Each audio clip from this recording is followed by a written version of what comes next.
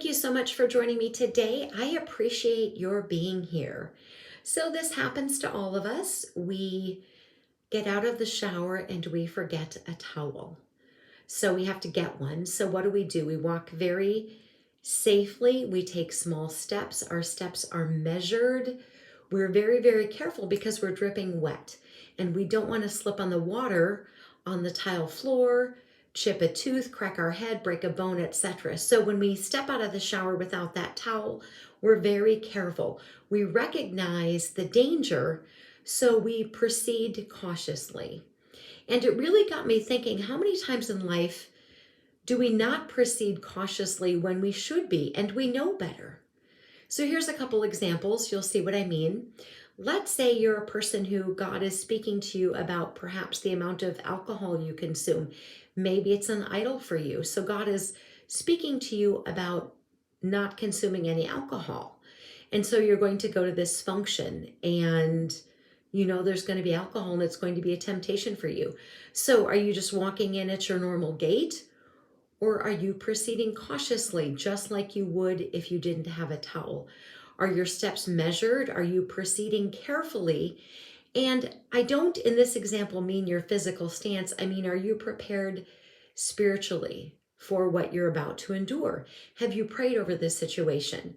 Have you asked God to guide you so that you can walk in confidence and not be afraid, but yet not also open yourself up to unnecessary risks? So that's an example that maybe God is speaking to you about. So here's another one. Maybe you're just, a young gal and you really want to go with a group of friends to this particular place, but you've heard some rumors, you've heard some stories. It just doesn't sound like a great place for you to be. And you might be in danger. Maybe there's things that happen. Maybe it's a place where maybe something gets put in, a beverage that you have, and now you're in danger. So if you knew you were walking into a situation like either of those, you would proceed cautiously. Your steps would be measured, they'd be guarded. You wouldn't just stroll in.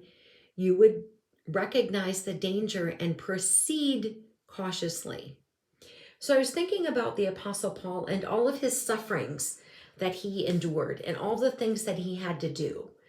So it tells us in 2 Corinthians chapter 11, he says, 3 times I was beaten with rods. Once I received a stoning. 3 times I was shipwrecked. For a night and a day I was adrift at sea.